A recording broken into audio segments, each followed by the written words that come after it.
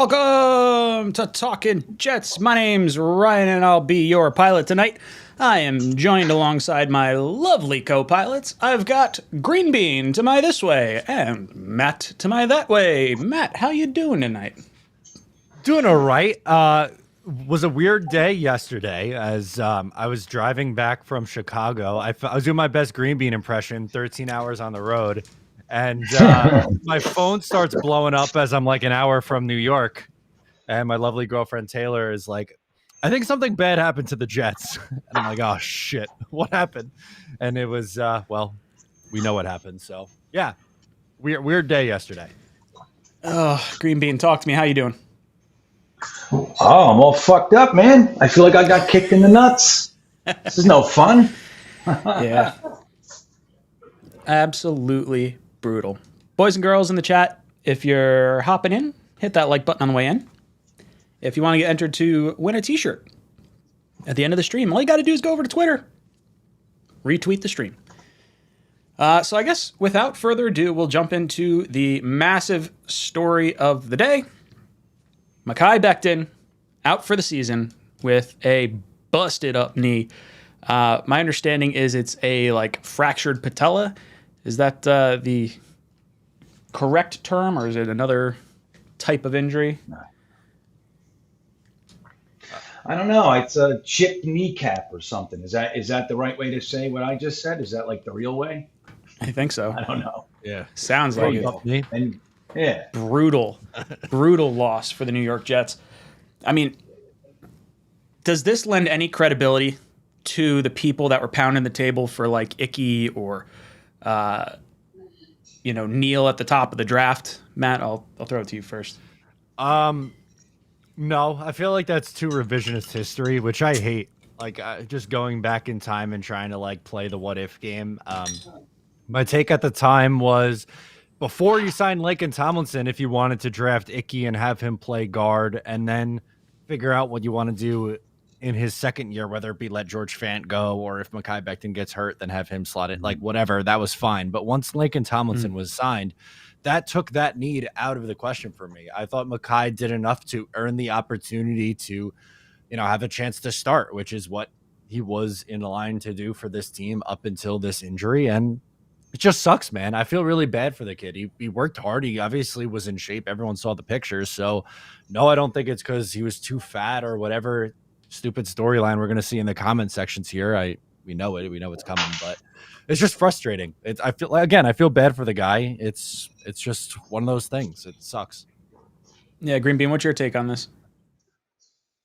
Well, yeah, I mean, it definitely sucks, man. And does it lend credibility? I guess, I mean, look, you can say that it does. I mean, you can go all the way back to the draft. You could. I mean, hindsight is a beautiful thing. It clarifies everything. But there are people that were concerned about the injury potential. Now, Mekhi Becton wasn't an injury-prone guy. He wasn't that way in college. He played 14 games his rookie year. He had that shoulder thing. So there wasn't really going into week one. It wasn't like this is an injury guy waiting to happen. But in the draft, the term that everybody threw around was boom or bust, right?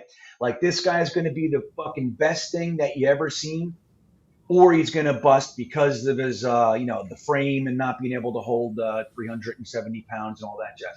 And Joe Douglas took the swing, and now we were happy about it. I think during that draft, we were together. We all thought he would go worse. Not that we wanted that necessarily, but we thought worse was considered the safer pick. But look, we can say all that. The truth is Mekhi Becton is an absolute stud when he's on the field. What happened last year messed him up, and a lot of people were concerned about that. I wasn't as concerned. Now, looking at this, I guess you could say I was wrong, and it is what it is.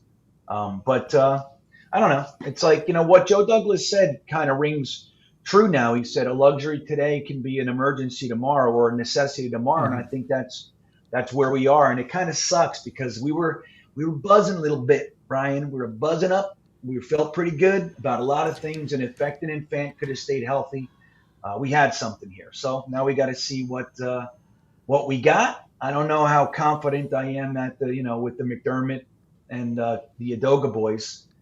coming in. That's the tagline right now. They're all happy about their depth.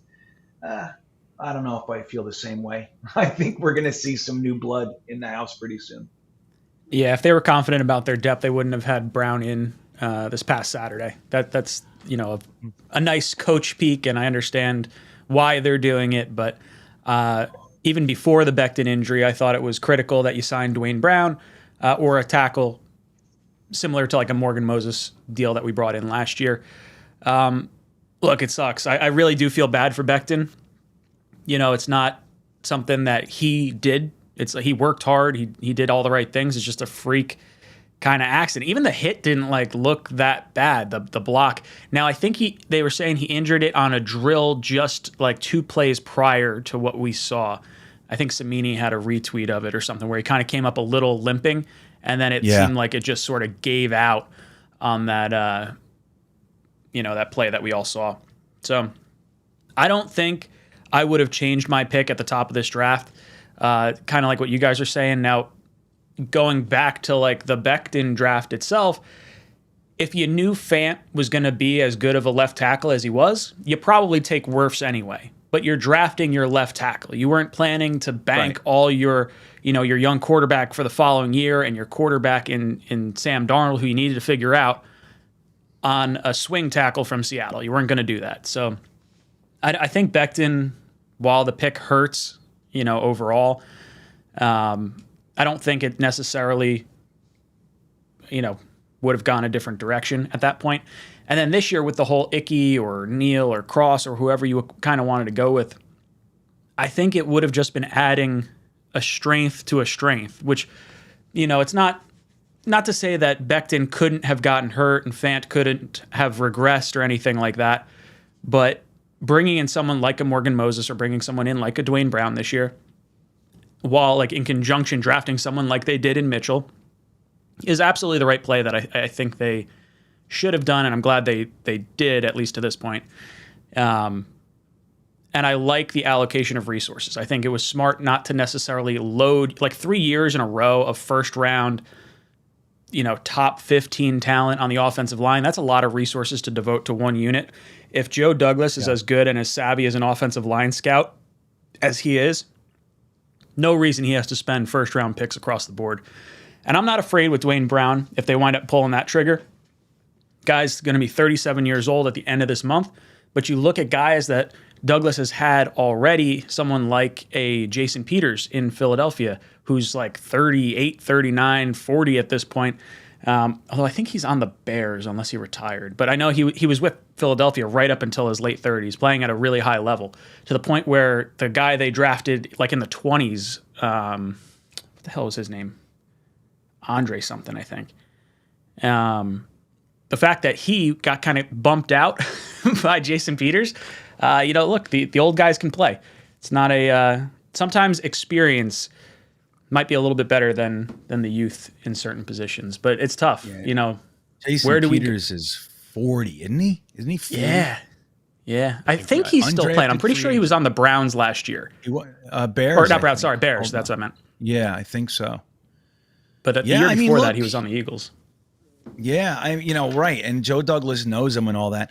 It's interesting, right? It's like, even the Dwayne Brown thing, I wanted to see Dwayne Brown signed before Becton went down. Like I liked the idea of having he's 37 years old. He doesn't have to start, but if he has to, he can come in and ball out for you. But now that we need the right tackle, there's a couple options. You could piss Fant off and stuff him back over there and just create a mess, or you're looking for a right tackle. Dwayne Brown, if I remember correctly, is not a right tackle. He's very specifically a left tackle. 37 years old, switching now might be a bad move. And there are guys that can do both, and there are guys that are going to be liabilities over there. So I'd love to see Dwayne Brown brought in, but I wouldn't like to see him brought in as the answer, because I think it's going to be potentially a mess. A guy like Jason Peters, he's played both sides. Correct me if I'm wrong. I feel like I remember him playing both sides. And there's some other guys out there. The guy from Denver last year, what the hell's his name? Massey, I think. There's a few guys out there. But I don't know. Dwayne Brown, I think it sounds like a good idea, but I don't know if he's the right answer, man. I really don't. I heard a interesting trade rumor, not rumor, but just like, oh, what do you think we could do if we could get Roquan Smith and the tackle from the Bears in one shot? You get both of them. You give up like someone like Corey Davis and like picks to try and facilitate that trade. Would be fascinating. But I don't think I'm looking to trade heavy assets for Roquan Smith right now. No. Nope. Same. Yeah, I like him, but it's just, I don't know. This sucks. Yeah, that's that's really what it comes down to. Yeah. It's a rough situation. Like, how does this impact the rest of the offensive line? The best thing I can say is that, like, you know, maybe because Becton was out last year, we saw a few more backup reps with 𝐒𝐫𝐞𝐫𝐢 and McDermott. But, you know, we had Moses. It's not like those guys were really starting and seeing really meaningful reps. Yeah.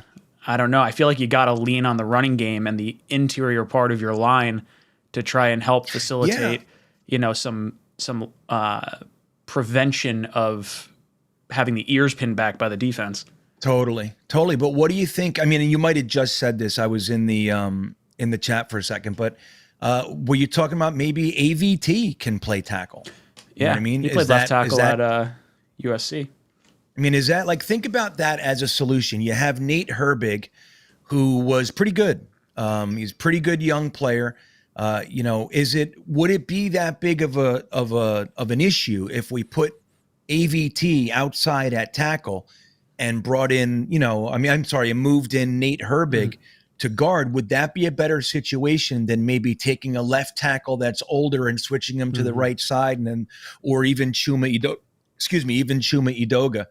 Again, I mean, we're starting to tinker with a lot of things, but AVT just moved from left guard to the right side anyway. Maybe he's our tackle. I mean, what do you think of that? Yeah, it's not a bad thought. I think he was projected as a guard at the NFL level for a reason, and I don't know if I want to necessarily screw with that, especially because we've seen sort of what happens with the weak guard position. And it's not that, like, tackle's not as important, but I think maybe, you know, you might be able to get by a little bit more with someone like an 𝐒𝐫𝐞𝐫, or, you know, insert free agent player that you're bringing in, plus a tight end on the side, and maybe just help chip some of those edge rushers. And at least it's on like the right side where Zach can see the pressure coming at him. Like, that's almost a saving grace in this whole thing. I don't know, Matt, what do you think? I'm just a little bit worried about, like, I know AVT can play tackle, but I get worried about moving him outside, and then, like, what's the plan long term? Is he going to be tackle forever then, or like next year is he going to move into guard if you draft the tackle at that point? I kind of want to get him in a role and kind of have him just chill out there. Like, I like his versatility, but at the same time, I feel like it's a curse because he's going to be asked to do everything, and like, I just want to get this guy comfortable in a role. I think it's enough moving him from the left side to the right side. Now we're going to change his position too. I think in a pinch, like in game, if that were to happen and someone needs to come in and play tackle, I'd be okay with it. But for like the plan for a full season, I don't know how much I love that. Yeah. I mean, it's scary, right? Because then, like, you know, then we're going into year 3 with AVT, and we're going to put him at right guard, and he still hasn't played it. He's going into his third year in the league, and we have him at his third separate position. So it's kind of spooky. But, you know, look, honestly, how would you feel about Brandon Shell? I mean, we know he can play. What was his PFF grade? I just looked this up earlier today. I was tinkering around. What? Let me see. He's a 67. How's that, Matt? Is that good? It's not terrible. I mean, it's not anything to write home about, but it depends on his, you know, pass blocking, I guess. I feel like the run blocking is going to be there. Yeah, he had 1 penalty and 3 sacks and 550 snaps. So I don't know why he didn't play the full, you know, the full 900 to 1,200 snaps. Maybe their offense, I don't know if he was injured. Like I said, I didn't really dig in. But we know, like, having a guy come on that we know can at least play right tackle at an NFL level, maybe not the best, but you can scheme around that stuff. Kind of like what you were saying, Ryan. You know, it's like focusing on the running game, and, you know, and like taking away that ability for defensive ends to pin their ears back and just go for your quarterback. Maybe stop and slowing them down with the running game and screens and all that kind of stuff. You can scheme around a slight deficiency if the guy can play. It's when they can't play, when they suck, that then they just I think Brandon Shell might be a decent option. Yeah, that's interesting. Bring him back in. I saw a tweet today. I think it might have been Samini too, talking about how the zone blocking scheme sort of lends itself to the sum of all parts is greater than the individual piece. So that might be something that sort of helps us this year. I don't know. It's going to be interesting. Guys in the chat, I put up a poll question. How do you solve offensive tackle? The 4 things I put up there: an internal candidate, a trade, free agent, or the draft. So we'll keep that up. See how you guys are feeling about it. We've got about 100 votes right now. If you're just hopping in, drop a like, retweet the stream if you want to get into the t-shirt giveaway. And let us know how you would solve the Becton being out for the season problem. Travis, one of our members, says, I believe we can still have a good season. Go Jets. Yeah, I think we can still have a good season. I don't think losing Becton submarines the whole season, but it sucks because I think the sky high potential of the line and of where the team could possibly be is definitely shortened at this point. So a little frustrating there. Josh Scott hops in, says Connor Hughes of all people praised Mekhi today and talked about how good he looked for camp. Fans need to chill. These players are people too. Yes, there was a little bit of me that was slightly felt bad about releasing the little short that I released today. I had Peter Griffin with the Family Guy. Ooh, that was funny. That was good. I thought it was funny. Regardless of the injury or not. It was funny because for the first 15, 20 seconds of it, I wasn't following you. I was like, what is this? What the fuck is Ryan doing? And then when it fell, dude, I was like, oh my God, this has layers of comedy in it. This is good. This is good. I had a few people upset with me, but I saw a few people liked it, so I was pleasantly surprised.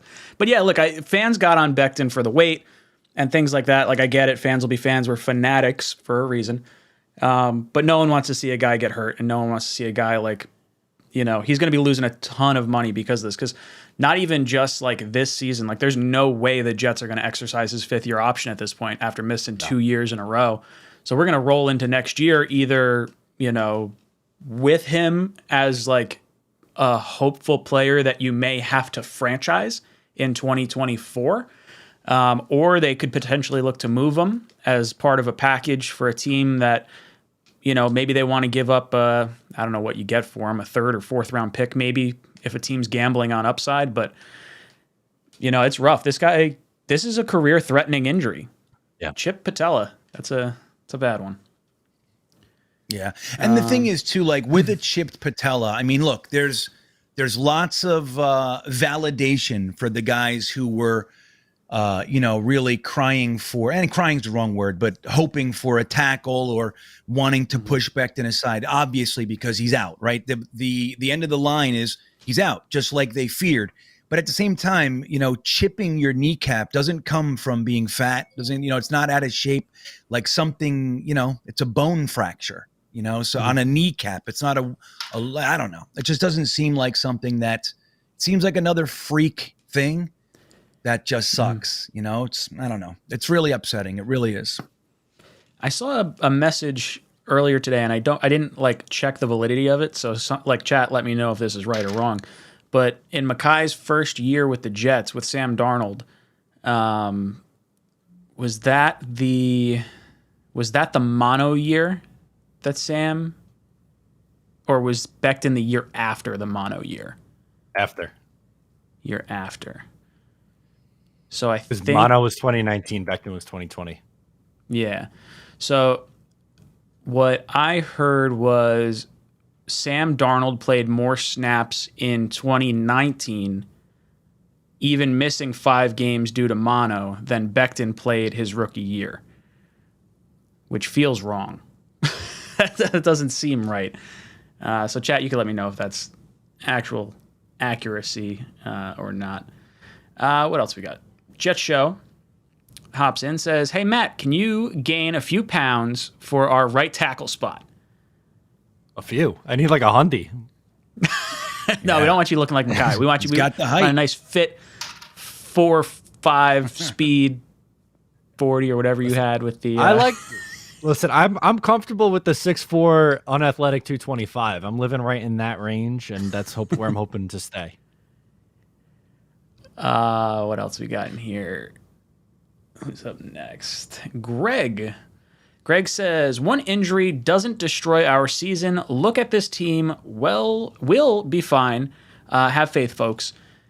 Greg, we got our fingers crossed. 110%. That's the hope. I don't think it submarines a season. I think it just it clips our wings just a little bit. I think that's fair to say.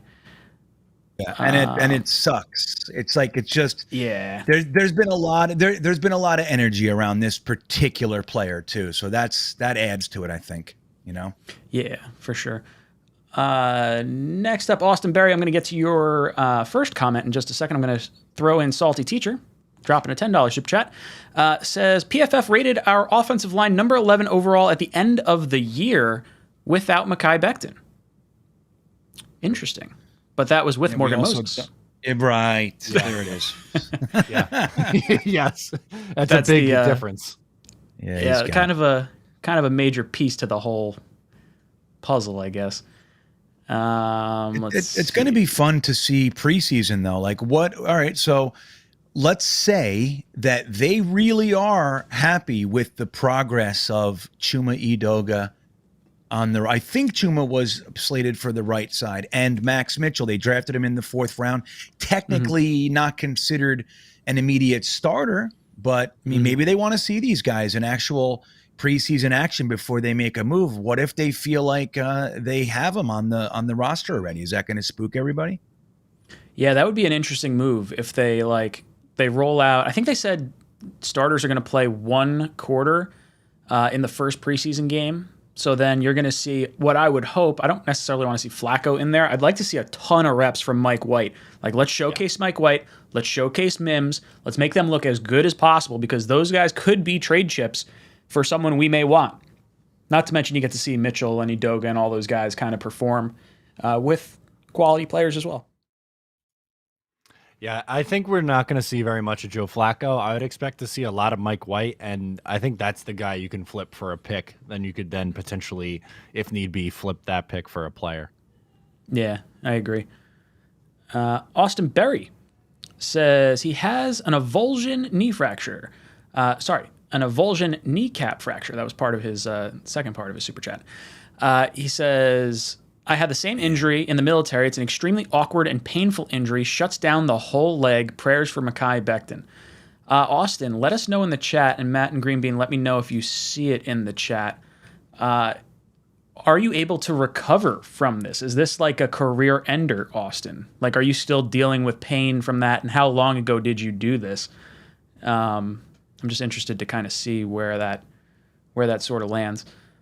Edward Ziff says, what is Dwayne Brown's asking price? I don't know. How much do you think a left tackle that made the Pro Bowl just last year is worth? Right? Like the Jets have $8 million in salary cap space right now, roughly. So I don't think he's going to take like that little. But what you could do is you can make it a 3-year contract with $16 million guaranteed or $15 million guaranteed or whatever it is. And it's all guaranteed like in year 1, but it's spread out over the course of the 3 years. So then you kind of eat some salary cap the next few seasons. It's an option. I don't know. Green Bean, what do you think Dwayne Brown's asking price might be?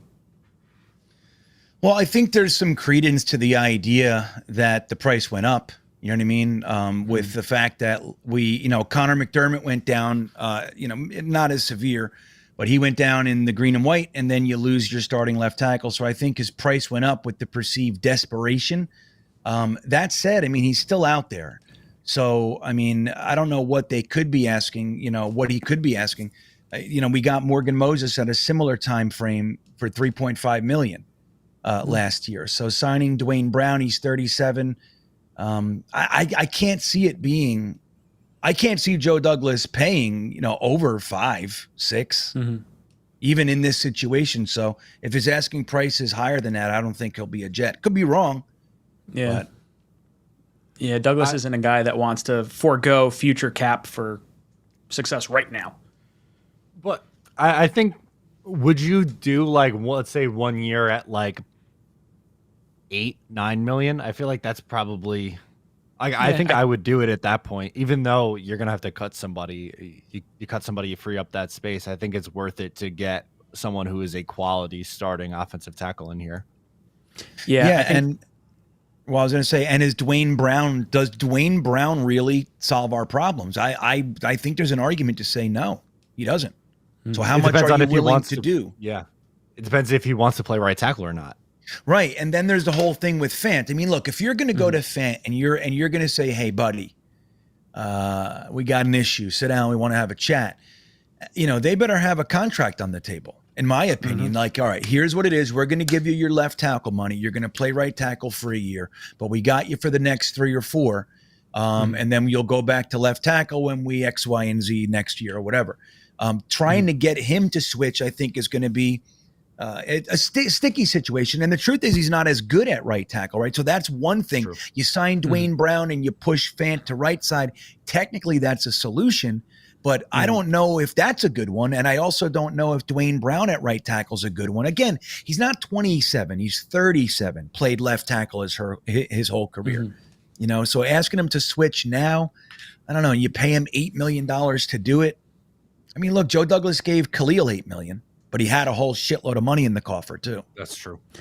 Yeah. Do you think there's anything to like Khalil burnt me the last time I did this? Like maybe I don't go with Brown. Like maybe he's thinking thinking twice about it. And then we're at the green and white scrimmage, and then you see like McDermott go down. It's like, all right, that asking price just went up, and then Mekhi goes down. It's like, oh, asking price just went up again.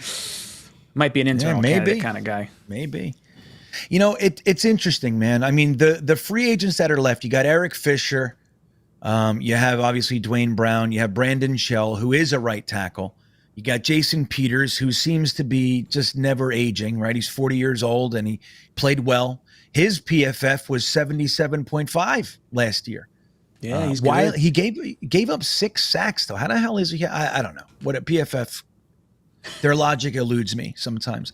But you got Darrell Williams is still out there. He played for the Bills last year. Bobby Massey, that's who it is, from the Broncos. So you have some options, but I mean, are they really better than seeing what Max Mitchell just fucking thrown him in the fire, or Chuma Edoga, who's been in the NFL for 4 years? You know what I mean? I mean, I don't know. That's the thing. How much are you willing to pay for a scenario that doesn't guarantee the fix? Where does your line, like if you have somebody that's going to come in, let's say hypothetically you make a trade and they cost 10 million, but it fixes it. And you're like, then you're cool with it. But where's the line when you don't know if it's really going to actually fix the scenario that you're in? Yeah, it's a good way to look at it. For me, if we can get through this year, I think I'm keeping my eye on the Orlando Brown situation in Kansas City because he got franchised this year. If there's a situation where the Chiefs do not franchise tag him a second time and they can't work a contract out, I'm throwing the bag at him. Like if you can snatch him away, like that solves your problem. He's 26 or 7 years old right away. And he's played left and right tackle. That's positional flexibility coming from the Ravens too. Totally. And Joe Douglas already has a pretty good trade background with the Chiefs. So last year he got LDT or LTD. What the hell is his LTD for nothing? Got him for free. Yeah. So maybe we can pull it off. Yeah, we helped them get more for Tyreek Hill too. There you go. Right. Very good point, Ryan. Maybe one hand washes another. That's right. Maybe that was just what they were working on. The Jets never wanted Tyreek Hill. Joe Douglas and the Chiefs were just fiddling around to make the Miami Dolphins pay. Yeah, we'll send you Denzel Mims and someone else to let us pay Orlando Brown after their Super Bowl run this year. Right? And we'll give you Connor McDermott. Perfect. See? Throw it in. Cherry on top. Right. then you can cut him and give him back. Kevin C drops in and says, I never thought Becton would make it 17 games. JD, in my honest opinion, put too much trust in his pick. That said, it's better it happens now rather than early October. Yeah, that is true. You know, beginning part of training camp, haven't had a preseason game yet. You can try all your internal candidates out. Maybe there's someone that shakes free towards the end of camp too. You might want to, wait a little bit. The value in getting a free agent in is obviously they get these 3 games to evaluate said player. So that's probably the direction I'd want to go. And based on the poll in the comments section, you're seeing 62% of people are saying free agent is the route they'd like to go. 27% say trade, 6% say draft, and 5% say internal. So there's clearly no one really loving on the internal candidates for the New York Jets. Andrew Yale comes in, says, hey, fellas, love Becton and the work he was putting in, but truthfully, how much did you guys believe we would have had a full season from him? I think you look at the way the Jets were approaching this offseason anyway and how they approached last year, because they had Becton last year, and they're like, hey, let's go out and get 𝐒𝐭𝐭. This year, they had Fant, they had Becton, who were both off the PUP list and were starting and playing, and then they have, Dwayne Brown in for a visit. So clearly they were not as comfortable either. And I don't think they believed, whether it be Becton or Fant, that they would get a full 17 games from both their tackles either way. So I do think there was probably a little bit of hedging their bets at that point.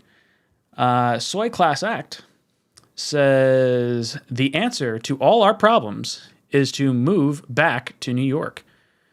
The answer to all our move the Jets back to New York. Yeah, I guess, right?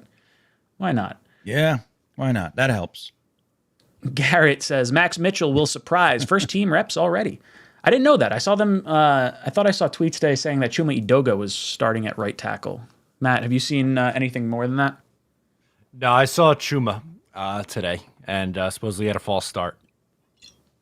Well, he's nervous, Matt. He's not. Yeah. Depth perception. The depth perception is different. Yeah, from practice to MetLife, right? I think I heard that somewhere. Yeah, that's brutal. That's weird. That's got to be the worst. Not the worst, but it's one of the worst lines. It's like, oh, we had some drops in the green and white scrimmage because of the depth perception on playing on a field. Look, you practice on that field all the time and you play in this stadium all the time. And you tell me that's why we've had drops the last few years? Get the hell out of here. Let's start practicing in the stadium. Yeah, the stadium's weird. That's all. That's been the problem. It's just weird there. Move back to New York. Maybe that former super chat was right. Build us a stadium with no depth perception issues, man. What is this? Timmy comes in and says, on a personal level, I feel horrible for the kid. As a fan, I can't say I'm overly concerned that his production can't be replicated via trade or a vet. Yeah, I think that's kind of where we're all at, where, the sky-high potential of Becton and, the human aspect of it. You feel bad for the guy, obviously worked hard, became a first-round pick, fought back from injury this past offseason. I wish him the best. I hope he comes back strong. But as a Jet fan, I don't think there's any way you can lean on Becton in any sort of future capacity. I think anything you get from him at this point is bonus moving forward. The Jet Show comes in, says, can we beg LDT to come back? I think he's playing in the Canadian Football League, if I'm not mistaken, the CFL. Is he? I think so. I'm pretty sure that's where he wound up going right now. But I wouldn't mind bringing him back, playing right guard, and then sliding AVT if they think he can play tackle at the NFL level. That's an interesting thought. But I also like Herbig too. Herbig is an interesting player for us. Wait a minute. It says no, he's a free agent. He's not playing, Ryan. Doesn't look like LDT. Well, I think he said he's going to go to be a doctor again, didn't he? Maybe. I thought doctor. He would have been a good re-signing. Yeah, I would have liked to bring him back. I understand why they didn't, but it just, I don't know. Andrew Yale says, who's watching One Jets Drive after this? So pumped. Is there an episode dropping tonight? Is that what's going on? Apparently at the same time as us. Oh. Right, I think you're right. It happens right when we go live, I think. Man, if we didn't get demonetized for like showing stuff, we could do like a watch party of us watching it with a bunch of people. We talk about it. That'd be pretty fun. Let's see. Joe comes in, says, with the NFL XFL alliance, do you ever see a future where NFL teams would trade players with XFL teams? Yeah, I absolutely do. I think, not trade. I don't think you'd necessarily trade NFL caliber players. Like, it's probably talking like maybe, hey, we've got a practice squad guy and you have someone that we think is a little more developed. Maybe you see something like that. But I think it would be almost like a minor league system where it's like, hey, we're going to call this guy up. Maybe they get like contracts with certain teams and it's like, okay, if there's, 8 teams across the league, maybe each division sends 4 players to like each, or 4. It would be like the Patriots, the Bills, the Dolphins, the Jets, or however you want to break it down. Make up one of the XFL teams using their like practice squad players and like players that are trying to be on the team. It's almost like a scout team. Maybe you wouldn't want to do it with division rivals. Like maybe you have to go out of division for that, but still interesting. Matt, what do you think about this NFL XFL alliance stuff? I don't know how that would work. I know you just explained it, but my brain couldn't comprehend how that could like it. I don't want the Jets and the Patriots guys playing together, Like what if they share war stories and they're giving all away our plays? I don't like that. I don't like it either. I'm with Matt. I've now made my decision. I don't like it.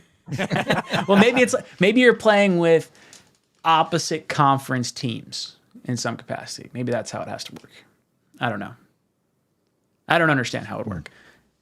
Other people are smarter than me, can figure this out. Yeah, right. Brian hops in, says, not a fluke, directly related to last year's injury.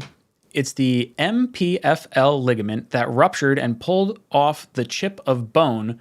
Should have had SX last year. Should have had. I'm going to assume that's can't even speak. Surgery. That's kind of where I was going with that. Should have had surgery last year. Interesting. Did he not have surgery? A ligament can pull bone off the bone? I didn't know that.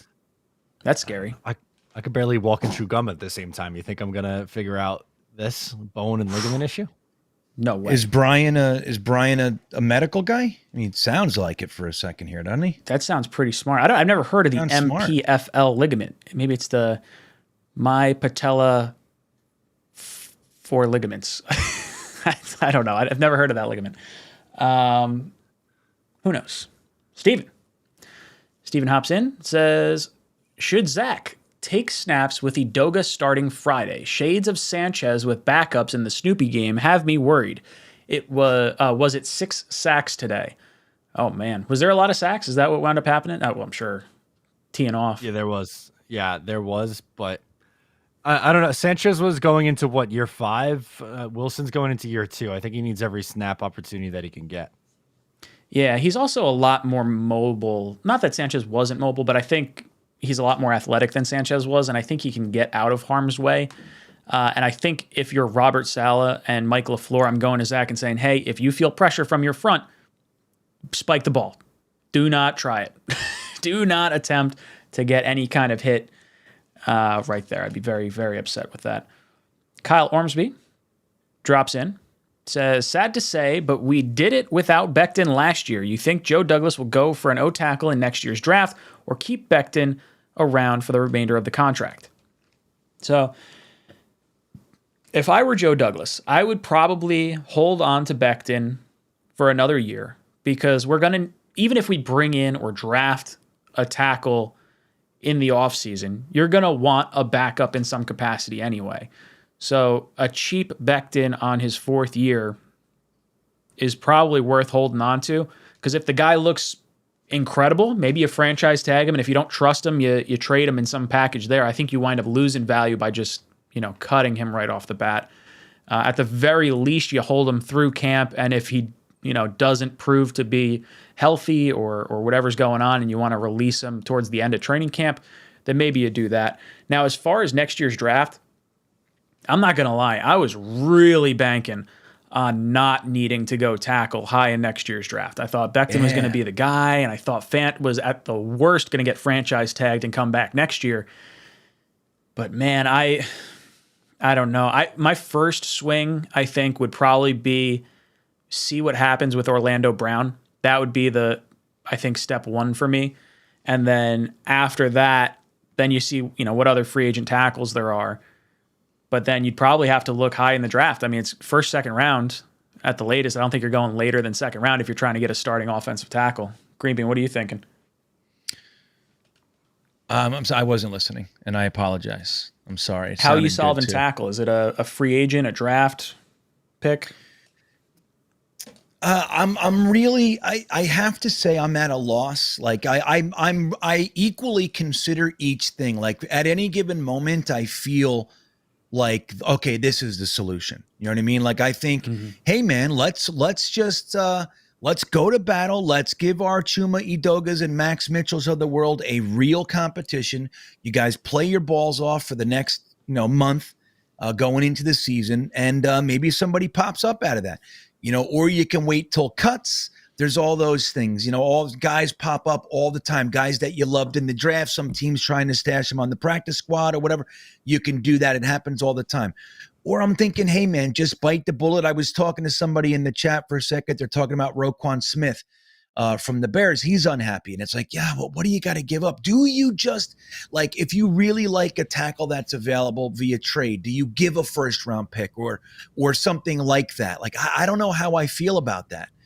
So I got to say it's so early in the process. I'm really unsure, but I think what will happen is Joe Douglas right now, I think Joe Douglas will sign someone and we'll see either that free agent play right tackle or maybe a Max Mitchell.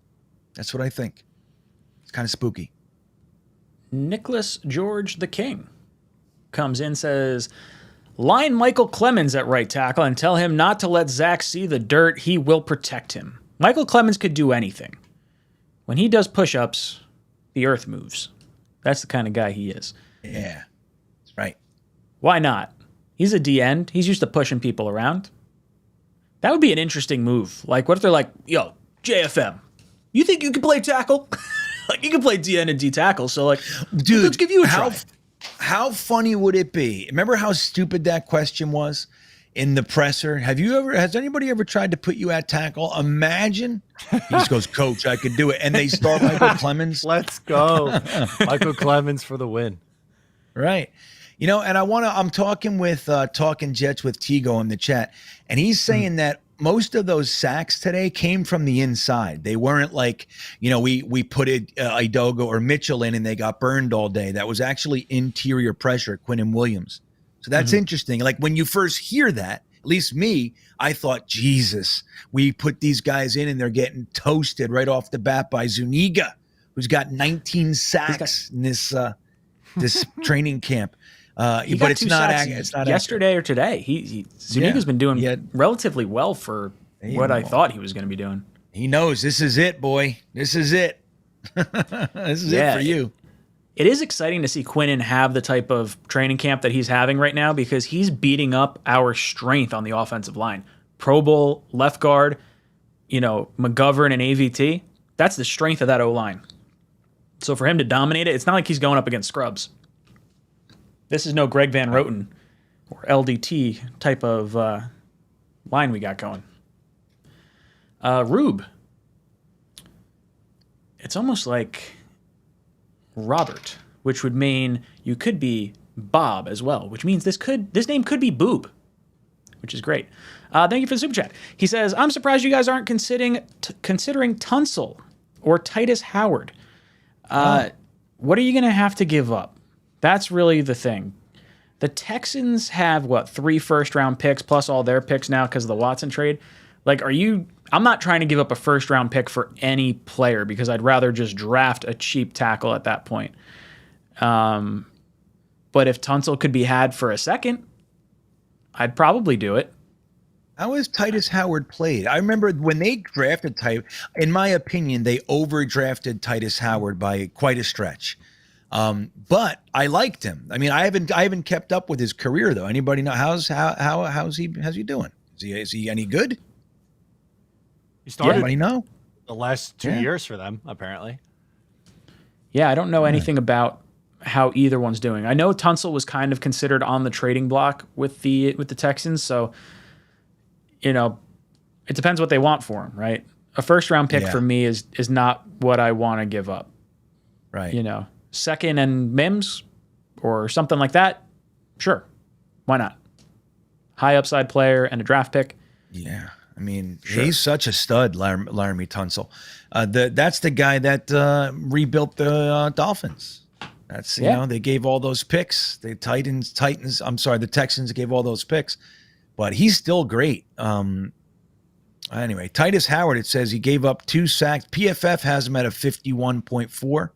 It doesn't sound good. 40th overall tackle, but I don't know. That would be interesting if you can get him for like a 4th or so. I don't know if that's even realistic, but if you could throw a 3rd or a 4th and get a Titus Howard, that would be interesting. Yeah, 40th overall too. The way PFF ranks that's left and right tackles combined. So that's, like a 20th level-ish player if you're averaging it out, 2 tackles a team, that sort of thing. Yeah. Not too bad. Sneakers to Boots says, why are the Jets so complicated? Shell back?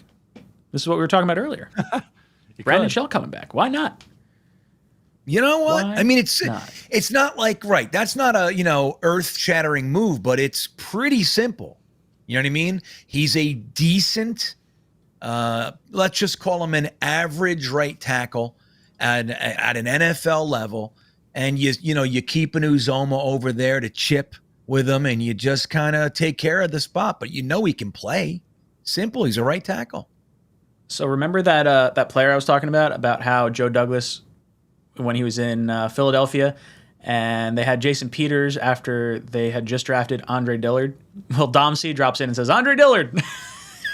Joe Douglas was there when they drafted him. Hey, I don't know. I haven't followed his career, so I don't know how he's playing or progressing at all. But if Joe Douglas liked him as the VP of player personnel in Philadelphia, and he could be had for a later round pick, he's got to be in the last year of his deal, I would think. Yeah, Dom just put out an article on my website, and Andre Dillard, he was talking about swing tackles. What's our swing tackle solution? But it's even more relevant now, now that Becton's gone down. But Andre Dillard, he does a really good breakdown on why Andre Dillard would or wouldn't be a good fit for us. But that would be, what do you think Andre Dillard's going to cost, though? I don't think it would cost a whole lot. Yeah. I think it'd be one of those like bargain type draft picks, but I don't know how their tackle situation looks. Like, is he their starter, or is he like kind of, on the way out possibly? I don't know. Yeah, I don't know. Drew Fletcher becomes the newest member of the Jets Talk 24/7 family. Thank you, dude, for joining the channel. Hey. Check out your new emojis. Let's see some of the fun ones, because Matt wasn't here last week, so he didn't get to see all the fun words we can make. Oh, Matt, this is going to get interesting. Wait till you see the chat. I switched out some stuff. There's a sauce bottle, and then there's a few other letters that we can use. I'm excited. Pat Dunn. What up, Pat? I saw one. Wait, some people got really creative and started using the JETS with the green bean and like the sauce bottle, and you'll see it. This is nice. Pat Dunn says, we just need league average right tackle play. The O-line isn't going to magically unzip. Everyone needs to chill. Love Milspra. There's some funny ones in there. Yeah, I agree with you, Pat. Completely agree. I think there's no reason to panic just yet. I think it's fair to be like upset because of you're basically wasting your number 11 overall pick. That's what happened. That draft class, now that this has happened and Mims is kind of where he's at in the pecking order and where I believe Perine's probably going to be and where I think Ashton Davis is going to be, like if you had told me that Zuniga might be like the second best player in that draft class to like Bryce Hall, I'd be a little upset right now. I don't know. We'll see. Steven comes in. Steven says, Ryan, the only thing that was more burnt than Edoga today is your face. Do you not use sunscreen? I normally use sunscreen. I went to Jets camp and got cooked. And then today, Becca and I were down. We were down in LBI. We came back today. And we're like, oh, we're going to take Shay to the beach. We'll take some pictures. It was too windy last night. Let's go in the morning real quick. We'll take a picture and then we'll be out. Well, that real quick we'll be out turned into like 2 hours of sitting on the beach. And, I was under an umbrella, but I'm going to hurt myself. That's like, it's not good. I gotta start getting better with the sunscreen game. Knob Craft. Mark Riss says, Gase sits on sauce. Knob Craft says, MILFs love fists. Oh, God. Ridiculous stuff. Vinster drops in, says, undercover in Jags fan page, fans are not happy with camp. Interesting.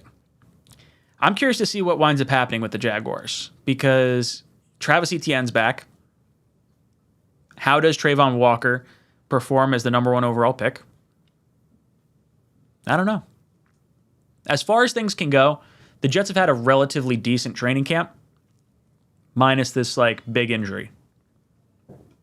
Matt, any insight on how maybe Jags fans might be feeling with their maybe not so great camp from what Vinster's saying? I would assume that would suck. I don't like when you hear the negative Jets stories, so I can't imagine that being very fun. I feel like it'd be similar to Chicago Bears camp because I feel like everyone wants out of the Chicago Bears, so don't love that. Yeah, I was watching something the other day or reading something the other day, not so much Chicago-based. I mean, I guess Roquan Smith wants to get out, but I think, what was it? It was Kareem Hunt was looking to get traded from the Browns, depending on what happens with Watson. Goodell came out today, too, and said they want to give Watson at least a 1-year suspension. Love hearing that. Yeah, Whack him for 18 games. Screw that guy. Sorry. I was muted. I was trying to talk. Ryan, what did Goodell say? Goodell said he wants to suspend Watson for at least a year. I saw that come through the Twitter feed today. Yeah. He said what he did, his actions were egregious and predatory, I believe were the terms that they used. Wow, man. Yeah, I mean, look, if there's proof of wrongdoing, then I agree. You know what I mean? Fuck, man. They have all the information. It'd be what do you think about Brissett though? The team is stacked. Can Brissett be scary for us? I don't know. I like Brissett. I think it's a really good backup option. I think if you're a Browns fan, you're probably looking at the Jets game with Brissett and saying, we can win that game. I think that's how they're viewing us right now, especially since they have the easiest schedule in like the first 6 games if his suspension winds up only being the 6. I don't know. I think we can win that game. I definitely do. I'm not like fearful of Brissett, but I do think Cleveland probably feels not overly worried, maybe. Like they could lean on their running game. If they have Chubb and Hunt running the ball, they don't need to rely on Brissett quite so much. True. Yeah. Oh, God. I just, the preseason game is this weekend, right? Friday? Yeah. I can't wait. Is 7 o'clock? I think it's 7 o'clock. I just want to see football. I want to watch our Jets. This left tackle thing freaks me out, man, because I was feeling so good. I was so ready for a 7-win season. You know what I mean? 7, 8, 9 wins. And it's still possible, but especially when you look at things like the Deshaun Watson scenario, they threw the AFC North at us up front, top chunk of the damn schedule. And the fact that you could have, a Deshaun Watson removed from the game, and then you get to Pittsburgh, who's usually a juggernaut, 4th game of either Trubisky or Pickett. You know what I mean? Like we have some chances there, man. If we're rolling, if we're looking like we can actually put this thing together a little bit, we might come out of there with a few wins. That's what I want to be excited for this, guys. That's what I want. Yeah, I think you can still be excited. I think what we were trying to get out of Becton this year was obviously, all pro top 11 pick tackle play. But I think, just seeing serviceable starter and healthy through the whole season would have been sufficient for a lot of Jet fans. The fact that we were able to do, what we did to an extent this year or this past year without him, probably makes you feel a little more comfortable. Even though you're without Morgan Moses, you gain 𝐒𝐿ACON Tomlinson. So like that could be still a net positive depending on who's brought in.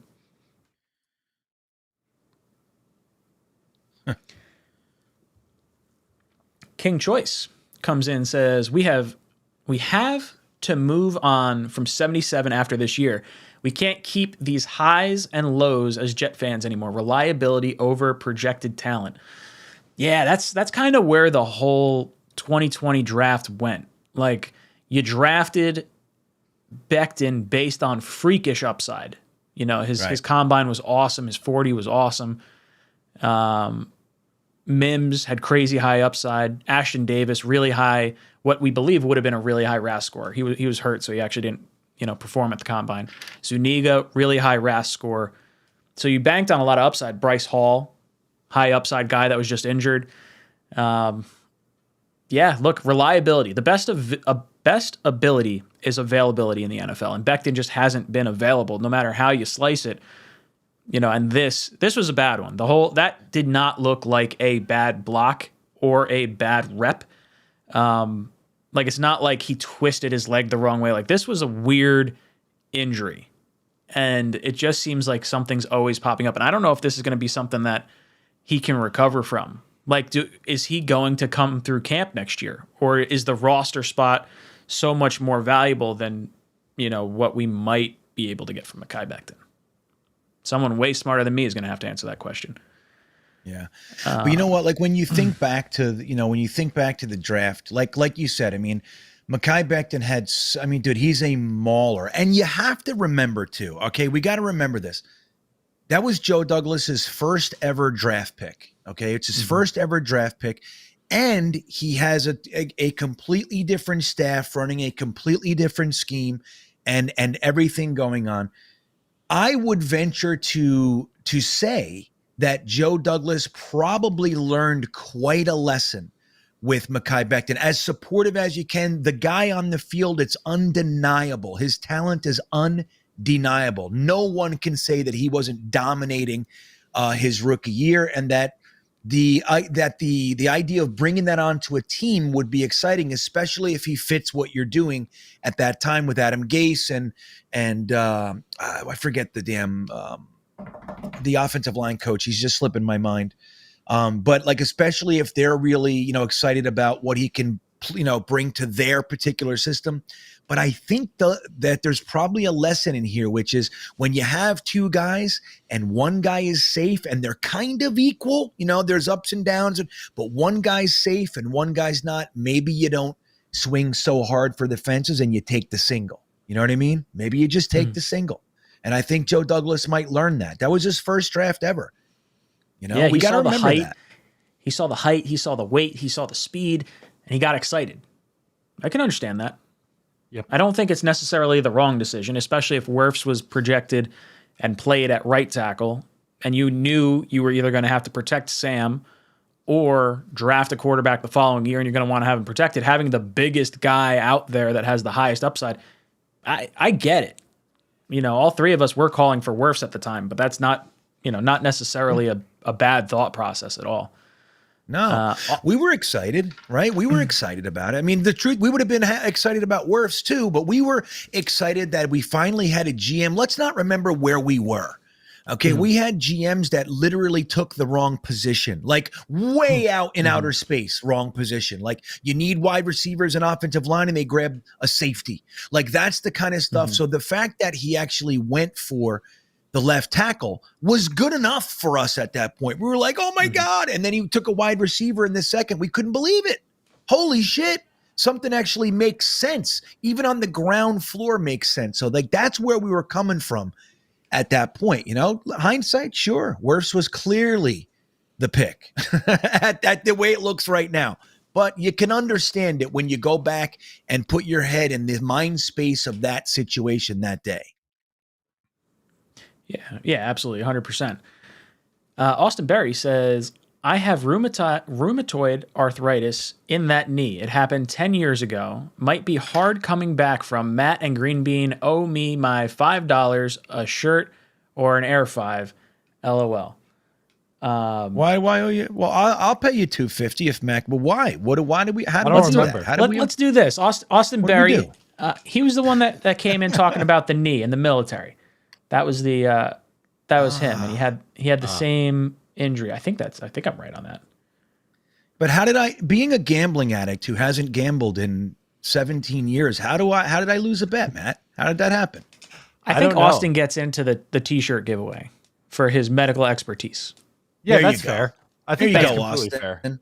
Yeah. See? I'd love to make T-shirt giveaway. good, but I don't gamble. There you go. Thank you, Ryan. That's a good solution. See, I thought so. Lame Cactus, celebrating 19 months of being a member, says, hashtag big bust will be out of the league in 2 years. I don't want to see that. I want to see him fight back, even if it's not with the Jets. I'd like to see him come back and play well. I never want to see anyone's career cut short. But I would, if I was a gambling man, I would be saying there's no way he's on this team beyond next year. Becton. Yeah. Yeah. I mean, you know what though? I would say that definitely not considered starter, but keeping Becton around through his contract to just as a second string. Mm-hmm. Why not? You already got Now, to pay him. can you hit a player like Becton with the original round tender and have it be cheaper than the first round tender? Or is that like not allowed? Like, can you not do that? Because you got your first round tender, you got your second round tender, and then it's original round tender after that. I mean, I guess you could hit him with a. Can you do a first round tender? Or is that's only restricted free agents, I guess, right? But he hasn't played that many games. He might actually be a restricted free agent. Yeah, I'm not Could sure. that work like that? Huh. Guys in the chat, if anyone knows how restricted free agency works, I don't know if if you decline his 5th-year option, you might. I would like to know that. Yeah, I don't know the answer to that question. Darrell Revis comes in, says, people should cool out on Watson. None of this came out until he wanted out of Houston. We all know it. Come on. The guy was a model citizen before then. What happened to innocent until proven guilty? So There's 25 fucking women. Come on. yeah, screw this guy. I'm sorry. Like, there's no two ways around it. I believe it's far more likely that 24 or 26 women are telling the truth than it is that 24 or 26 women from 4 different states are all like magically not flubbing it up along the way. And not to mention, he settled with all of them. And like, So there's like that. if he was innocent, he could have fought this tooth and nail. And there was plenty of stuff that came out. There were messages, there were, conversations that were had. And then, the judge even said the NFL proved that this guy's behavior was predatory. And, since there wasn't a precedent for it, he got 6 games. And that's why the NFL appealed it. And that's why Goodell came out and said he wants to give him more than a year suspension. And I wanted Watson. I would have given up 3 first-round picks to get Watson prior to this happening. So for me to do a complete 180 on this is like, after one accusation, I was like, all right, that doesn't look good. Like, that's weird. Like, I would hold off, see what's going on. Then like 3, it's like, that doesn't look great either. 25? Get the fuck out of here. Yeah. If it was one, Crazy. maybe you could make that case, but 25?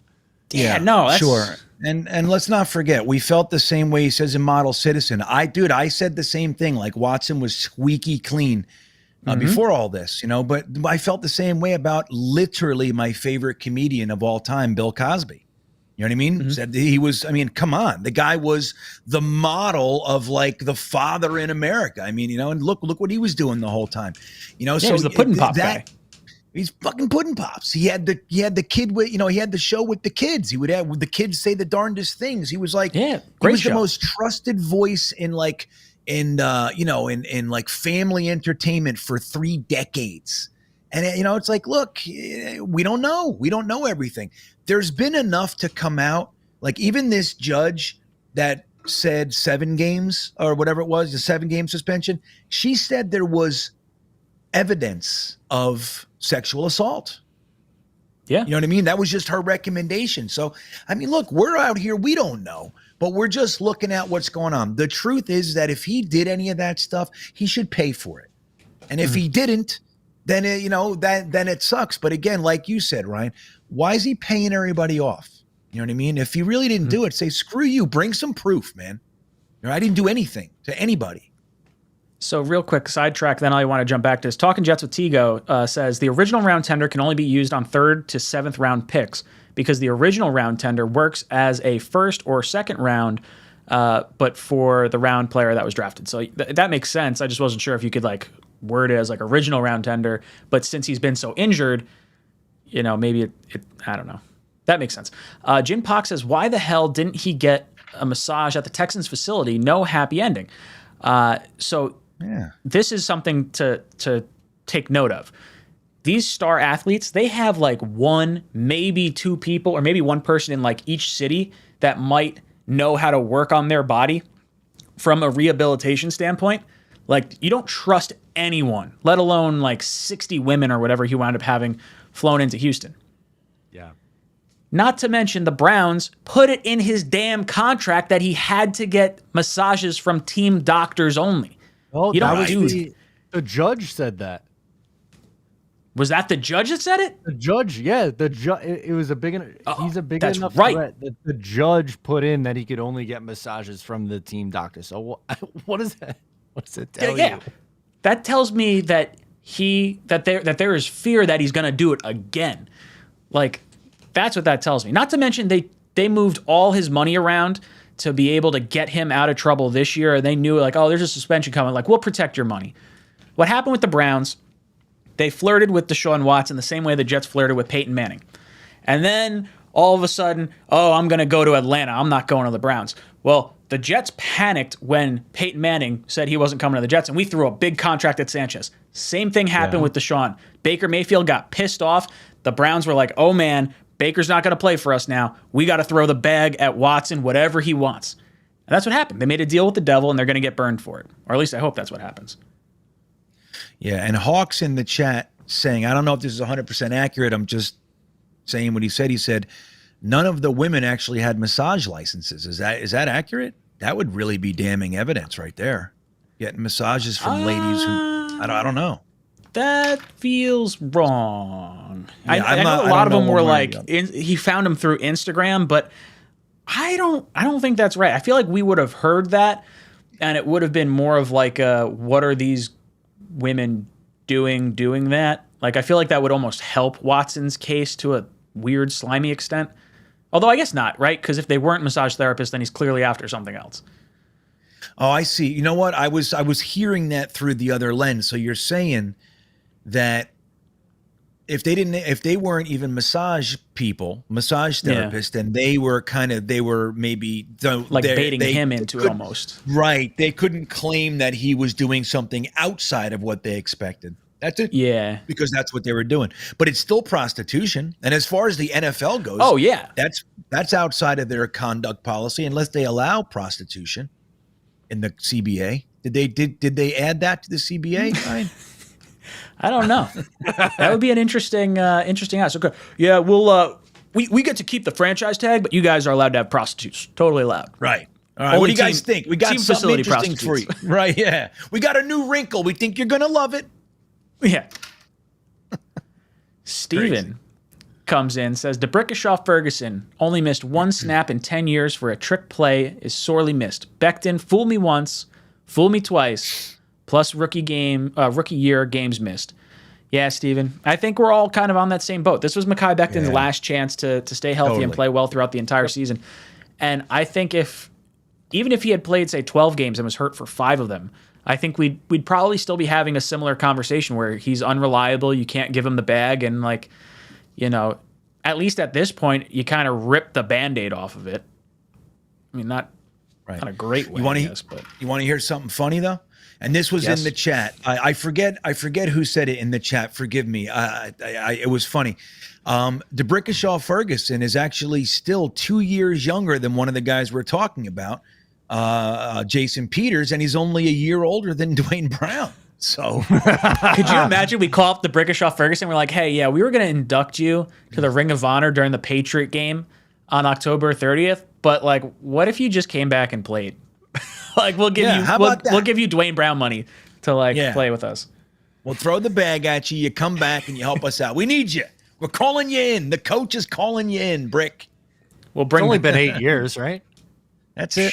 8 years. But isn't that just like us too? Like, look, and there's still Jets fans out there that never liked Brickashaw Ferguson. You know, it blows my mind. But it is what it is. But even when we do get a tackle like that, we get our guy. He doesn't miss a snap. He's at bare minimum an above average left tackle, and he only plays for 10 years on the button. Just decides, nope, that's enough for me. Goodbye. We don't get 15. We don't get 14. You know what I mean? Come on. So I think he saw Geno Smith and everything where it's going. They probably saw the GM and they're like, McCagnon, this guy doesn't get it. Let's get out of here. Him and Mangold are like, yeah, let's go out together. They were going to try and get them to take less money. Their final contract years were coming up. I think if we had a competent GM and we had a decent quarterback, we probably extend the careers of both those guys. I know Mangold was starting to get a little banged up towards the end of his career. He was. Yeah, they watched the. I'm sorry. Go on, Matt, please. I might be stealing your thunder here, Green Bean, but I was going to say, wasn't it the concussion movie that made Brickashaw Ferguson retire? Oh, maybe. Oh, I didn't know that. I don't know. I thought. Interesting. Now, if someone in the chat could correct me, but I'm almost positive the rumor was at the time that like Brickashaw Ferguson's mom or wife or someone came out of that movie crying. They saw it together, and then he retired after that. Again, this is a long time ago now, but he did retire early, and it was around the same time that oh my God, what's his name? The wide receiver on the Lions. Oh, Calvin Johnson. Yeah, Calvin Johnson retired around that same time at like around the same age too. So, interesting. I saw someone, Maximilian, in the chat says, does anyone know how much of Becton's contract is guaranteed? So we can cut him after this season with no dead cap. So we'd gain about $6 million back.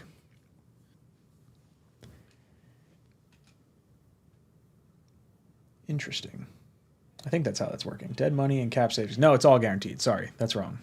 First round contracts are always guaranteed. So it would be a $5 million cap hit. So there's no cap savings next year. So you basically want to keep him or move on from him at that point.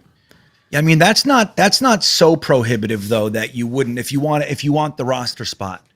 You know, if you have zero confidence left, that's not so prohibitive. I mean, Joe Douglas is used to paying for people who aren't playing for him.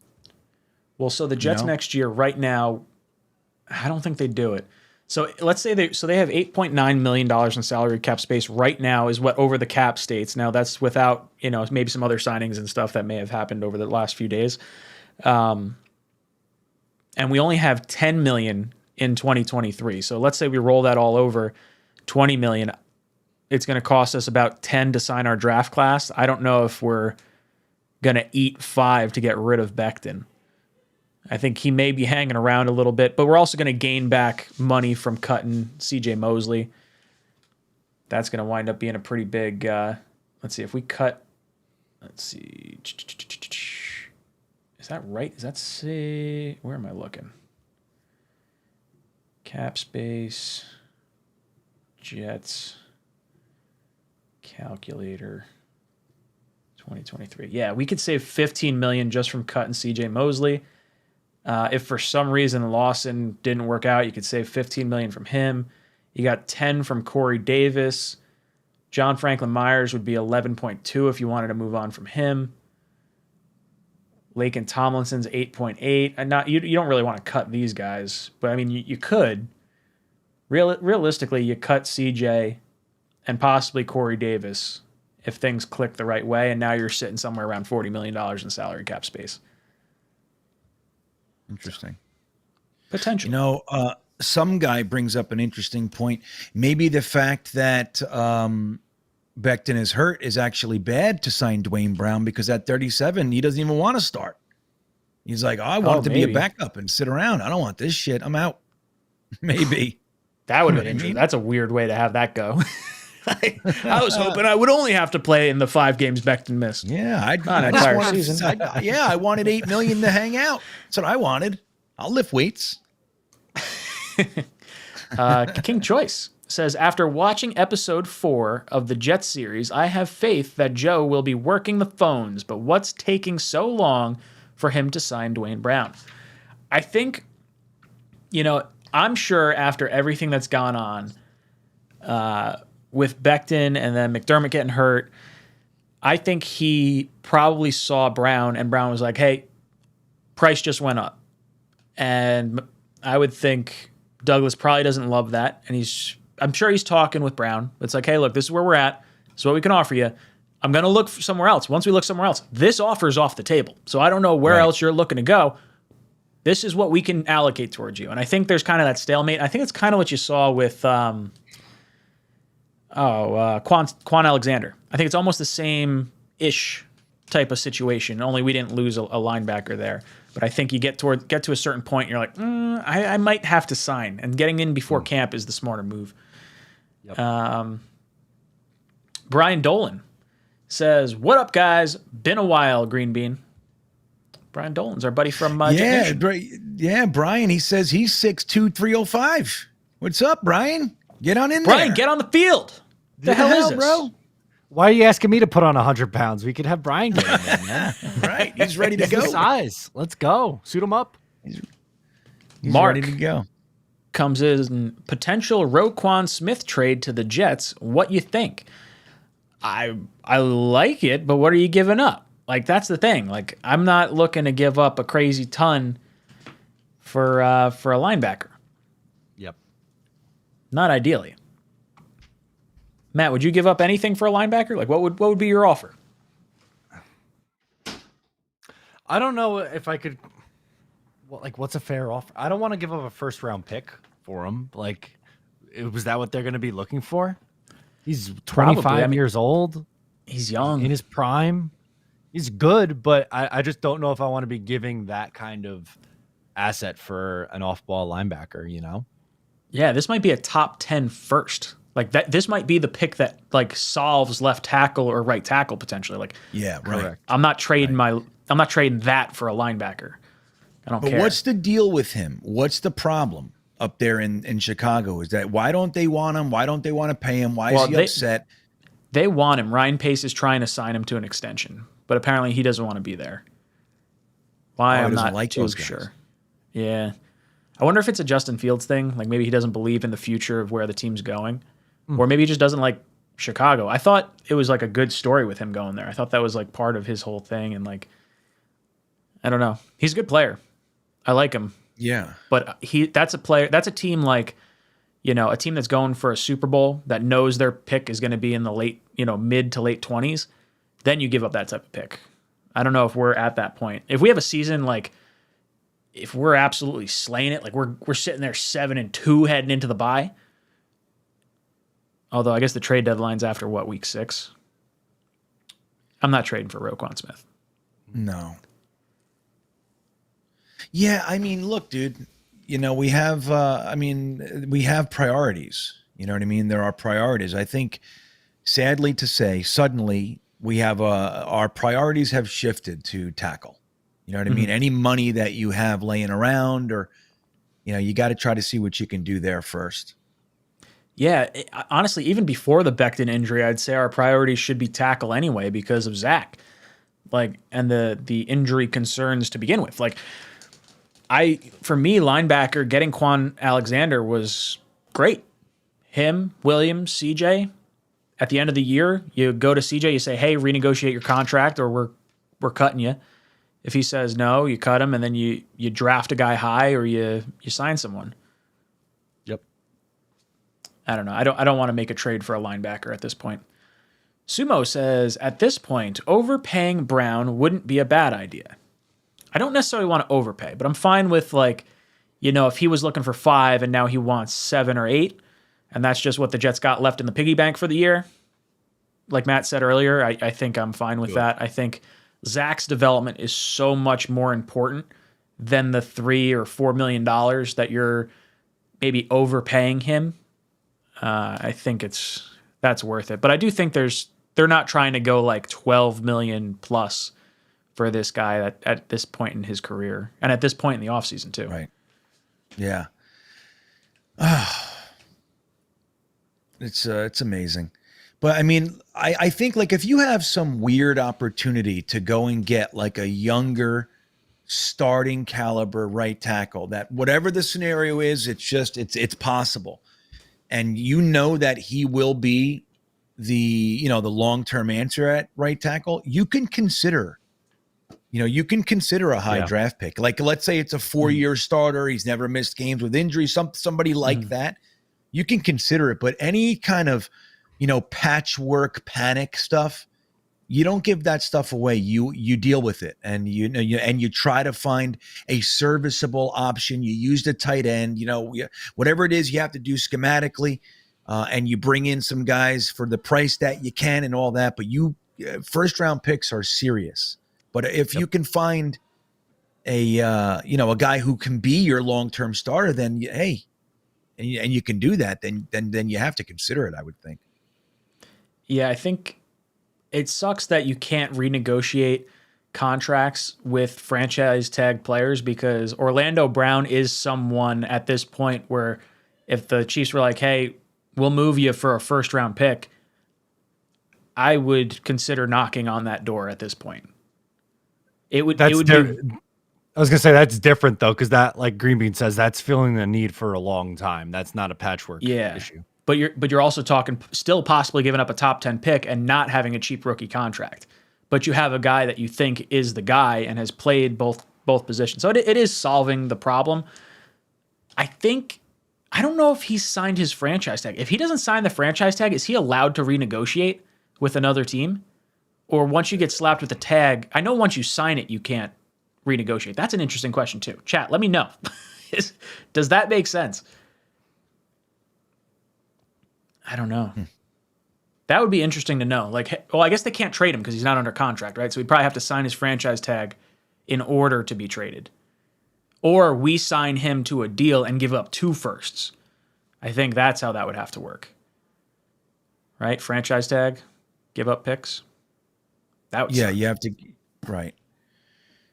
I don't know. What do you give up for Tevin Jenkins? Isn't he considered like a problem up there in Chicago? I don't know. I really don't know much about him. I was going to say, I think, like, I'm not saying that I'm necessarily looking to do this, but if you were to trade for him, I think that would be like a Mims, Tevin Jenkins swap, like our problem for your problem kind of thing, and see if the new destination helps with that. Yeah. Wow. Yeah, I think if there is a problem like that, then yeah, I think that's probably the way to go. Like Mims, to me, I want to showcase him as best as possible. Same with Mike White. See what you can get for these guys. Like Mims is a luxury at this point. He's clearly frustrated. He wants to have the opportunity to start, and I don't know if he's going to be able to earn it with the stable of back like receivers we got. White, I mean, if he can look really good and we get a 2nd round pick for him or a 3rd round pick for him, that would be awesome. More ammo in the bank. I don't know. I still, look, I just clearly got burned by Becton, but I still believe Mims is an NFL stud.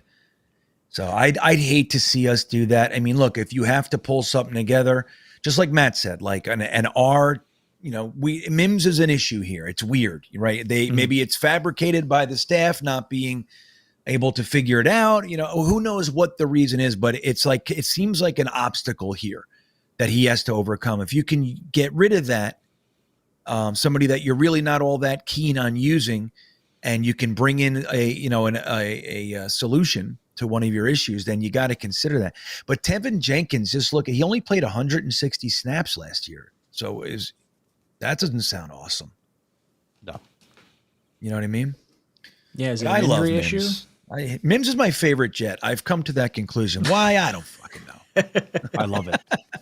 It must be. I want him to be like a baller, because ideally if he can be what Corey Davis is, he's way cheaper, but Corey Davis's contract isn't really like prohibitive, right. $12 million for a wide receiver at this point, when a guy's like getting close to 30 now. Like for top end wide receiver contracts, 12 million looks like a drop in the bucket. But Mims is so cheap, it's even more. Yeah. I mean, it just, right. That's the really beneficial thing is that, Mims is so cheap that it gives this staff the time, like there's no urgency to like move on from him. Even if he's the bottom end of the roster in their eyes, it gives him that opportunity to work through that stuff and make it so, hey, dude, you got to play me. Like I block well. I catch the ball and all the stuff. Like you make it like so they have to pay attention to you, and the contract enables him to have that time because you're really not worried about it. I mean, what is he? $2 million this year, Ryan? Do you know? Mims. What is the second round pick? Let me see here. I got him right here. All right, you're gonna do it. Yeah, so he's 1.5 million this year. He's 1.7 million next year. Dirt cheap. Yeah, come on. Dirt. I mean, shit. Quan Alexander money. That's what that is. Yeah. Right, but then even like worst case scenario, say that's what, wide receiver 5 and like with some upside. I don't know, rather like you don't want to get rid of Mims really. Unless you're getting like a high. Well, so it would be like if you're trading Mims for someone who you believe might be a starting caliber tackle, I think that's a different story. Mark Cottage says Orlando Brown Jr. if he doesn't re-sign with the Chiefs or draft. I would go Brown first. Luckily, since free agency happens first, throw the bag at him. Yeah. Go out and pay him. If he shakes free from the Chiefs, absolutely. Yeah, hell yeah. And you make the call, right, Ryan? You make the call and go, hey, dude, what do you got over there? What do you need? You want to get rid of the problem? I'll send you Becton, McDowell. I'll send you 4 tackles and a pick. Yeah. What do you need? Yeah, like maybe they franchise tag him next year, and we say, hey, look, we want to pay him. We'll send you Becton. This is a throw-in, so you have some, maybe some upside there. I don't know.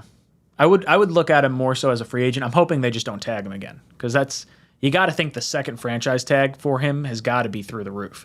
It's got to be 120% of the previous one, I think. I think that's how that works.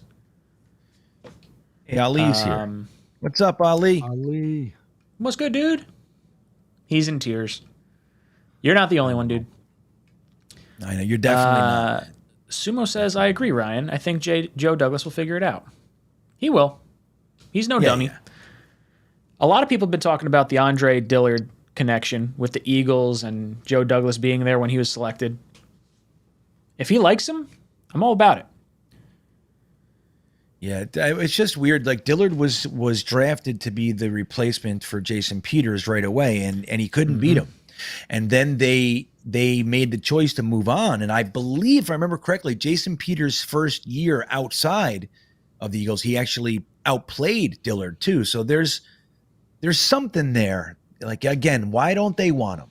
It's always my thing. Like, why? Why is this guy available? I'm looking at his over the cap. So if traded, he's a $4 million cap hit. He's in the final year of his contract. Now, I don't know who else they have on their roster, and I don't know how many games he played. So it looks like over the cap has this valuation stat thing that's really cool. I guess it works in conjunction with Pro Football Focus and money based on position and, other guys at your position. His valuation, because he's on his rookie deal, was, $3 million.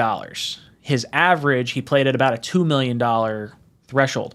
But he had 4 games above that green line, with 3 of which being in the like $14 to $17 million a year range. Weeks 3, 4, and 5, he played out of his mind. But then there was a sharp drop that went down to $4 million.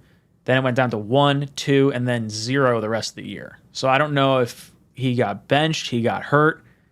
I don't know what happened with him. But if he has that type of upside, and he has the last year of his deal, if he's not projected to be the starting guy over there, I'd throw a mid-round pick at him. Why not? Well, 4th round pick. This is one of those, gets it done. Well, sure.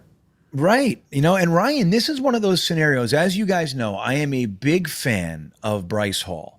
But Bryce Hall is at a very premium position, and teams Dude, there's a lot of teams that could use that. I mean, that's a premium position, and he has already shown at an NFL level that he can play well. And he's young, man. So I mean, he's another one. Like everybody just goes right to Mims and stuff too. And I'm not lobbying for one or the other, but we do have some players that are on the outside of the initial starting roster that could be very valuable to other teams to try to get one of these tackles that might seem expensive, like Bryce Hall and a late round pick or something like that. I don't think the Eagles even need cornerbacks, if I remember correctly. But just as an example, he could be another guy that we throw in. Yeah, there's got to be someone out there. There's probably going to be players that shake loose once we get cut down season 2. Like we're high enough in the pecking order on the waiver wire. I mean, we're at number 4. Mm-hmm. So what was there? There was only one tackle taken ahead of us. Is that right? Because we went Walker. Who's the second pick? Because what's his face? The corner from LSU went one pick ahead of us. Who was 2? Hutchinson. Hutchinson was 2. So all the tackles were there. So I guess in theory, one of those teams, if they needed a tackle, could take one. But I would think at 4th overall, the Jets are going to have some opportunities here to pick up some players. Yeah. Brian Dolan. Why is Matt so quiet tonight? Ryan, hat and sunscreen. I had a hat on. I was under an umbrella. I didn't wear sunscreen, though. I was hoodwinked. I was told we were going to be at the beach for a little bit, taking a picture. That didn't work out. I'm Irish. You know what? I use SPF 100 this weekend. I'm not afraid to admit that. I know that some will say that's so embarrassing. You have to use SPF 100. It's not embarrassing. It's just, how do you get Elmer's glue off you? That's got to be thick. Yeah. That is a pasty substance. Like. 50's rough. Listen, man, 50's thick, but this thing, I was at an outdoor festival for 3 days this weekend and no sunburn. Yeah. So it obviously amazing. Worked. It obviously worked. Wow, you look great for being 3 days in festival sun, Matt. No lie, dude, I'm impressed. SPF 100 it is. Does it, man? I went to Jets camp and I went through like the Jets shop and I was like, ooh, one of those big grass straw hat kind of things was there with like a jet line inside. I was like, oh, that's cool. And then I thought back to my dad wearing that on a tractor going around that, mowing the lawn. And I used to make fun of him. Like, oh, it's such a silly hat. Why would you do that? Now I'm a dad and I'm looking at the hat and I'm like, maybe I should buy that. That's something that happens when you get to 32 years old. You're like, oh yeah, big straw hat. I could rock that mowing the lawn right on the zero turn. Hell yeah. Ain't nothing I have wrong a with great it. big straw hat. I love it. Yeah? You want me to get it? Yeah, absolutely. I want to see it. I want to see a straw hat. That's great. Yeah, hell yeah. You know what? I've made my decision. I want Eric Fisher. That's what I want. Yeah? Is he still out there? Or is he? He is. He's out there. Was he most recently with the Chiefs? Was that his last stop? No, he played for the Colts. Yeah, it's all Chiefs and Colts.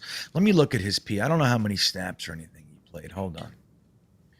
Eric Fisher. Let's see here. Let's see what he got. Played 874 snaps. He had 8 penalties and 7 sacks. Not great. Not great. Was he was left tackle though, wasn't he? Fisher? I think so. Yeah. Yeah, I don't know. If Right he can play right tackle. Right tackle with Zach is interesting because he can sort of see it out of his peripherals, but I also would rather him almost not see it because that might impact him more than like the blindside shot, even though he's more like he'd be likely more to get hurt. Prone to like jump out of the box, like to run out of the pocket too quick. Yeah. Yeah. I don't know. All right. I couldn't find it, but I'll get a picture of it. It's fire. Love it. Steven says sign Bobby Massey. Yeah, TJ says how old is Fisher? Fisher's 31. Oh, that's a good hat.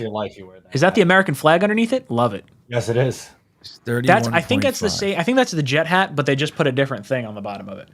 Looks exactly the same. I love that thing. It's a great looking hat. Yeah.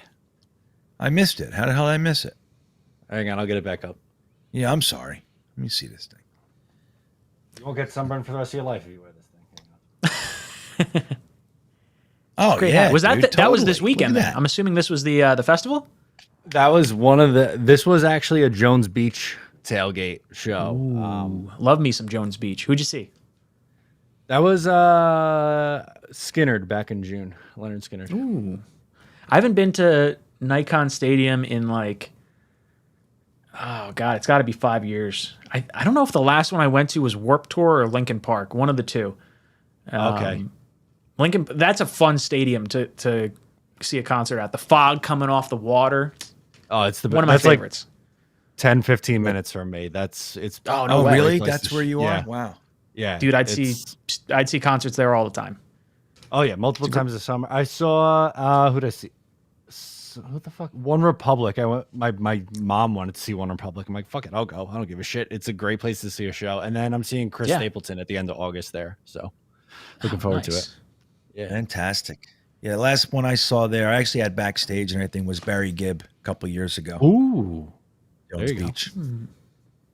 I've seen a few shows there. I love it there too.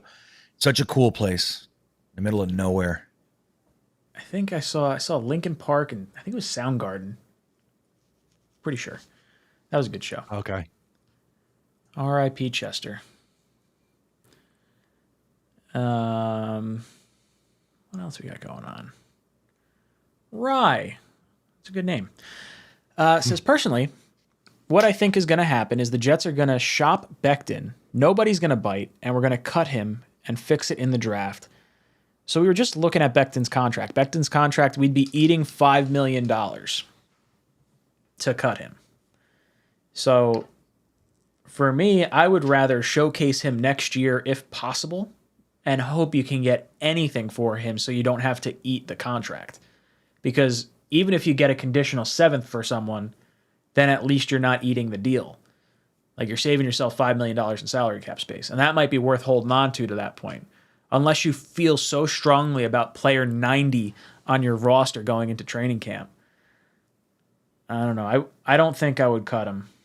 I wouldn't plan for him to be on the team next year or at least starting or any type of helpful capacity, but I don't think I'd cut him. Yeah, I don't either. I don't think it helps. You know what I mean? I mean, look, you do get the roster spot, right? Mm-hmm. So that's one thing, but like the money's still there. And like you have a guy with, I mean, if you just keep him on the sidelines, you know, you IR him. So then you can get obviously this year, but then you just let him get healthy without all the pressure and everything. Mm-hmm. He comes in, whatever pace he works at, and you keep him around for depth and you solve the problem. You just keep him around. I mean, if he stays healthy, having him as your number two at either side, I mean, he could be a swing. You know, again, health is he's the fast issue with too. this guy. Like it's not talent. He's pretty quick for his size. Like you could swing tackle him. Rye follows his super chat up with his member super chat, and he says, "I wouldn't showcase him. He's going to get hurt again." I mean, look, if you can get someone to bite, like if you're thinking you're going to cut him, I would, and you're not going to showcase him, then I would just try to get a conditional seventh. And then at least like, it's like, hey, if he makes your roster, you give us a 7th round pick. If he doesn't, then we just save the money. You might have to eat salary cap on that to try and facilitate that type of deal. Like that's kind of where you're at with Becton at this point.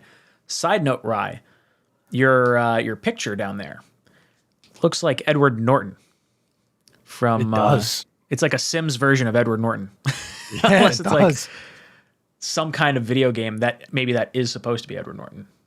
I don't know. Pretty funny though.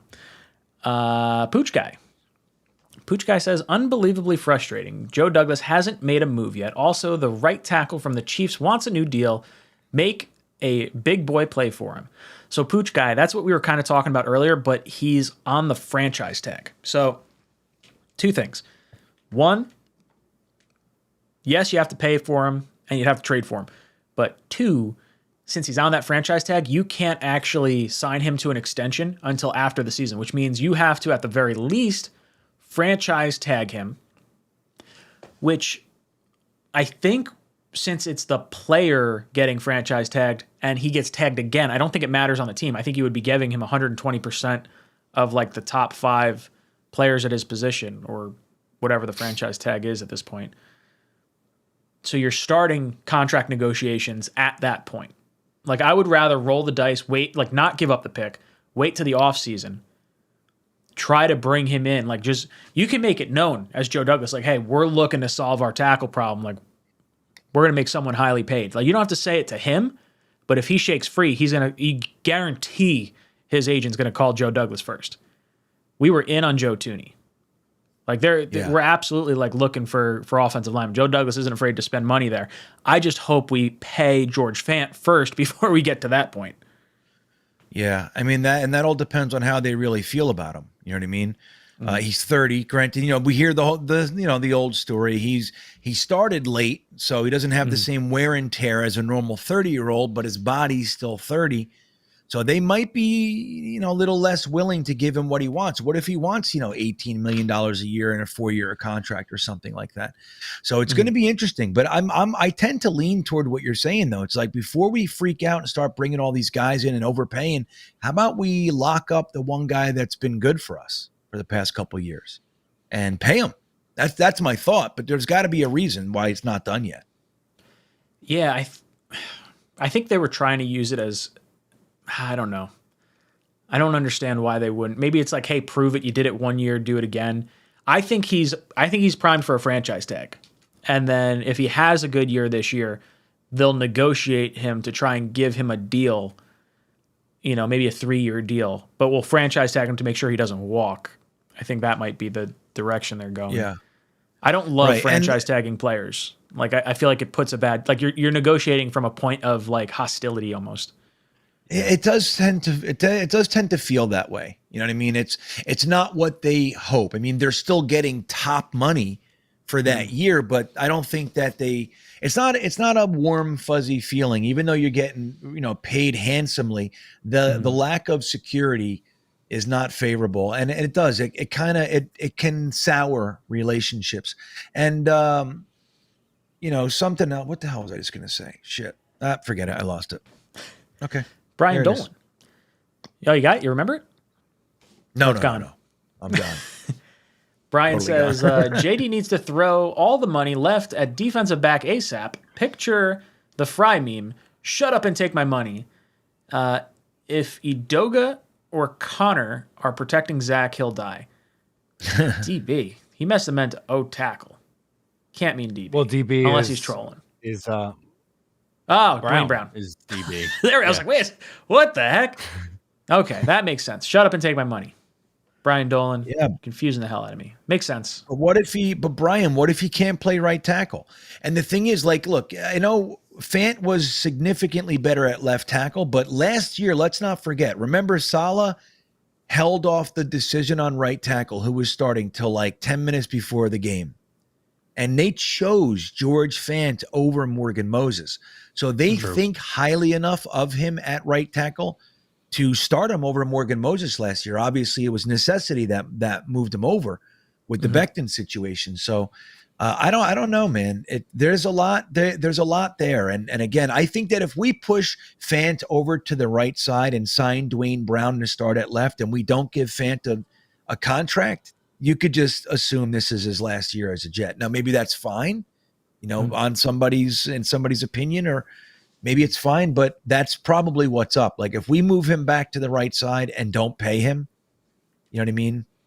With a nice new contract, he's going to leave.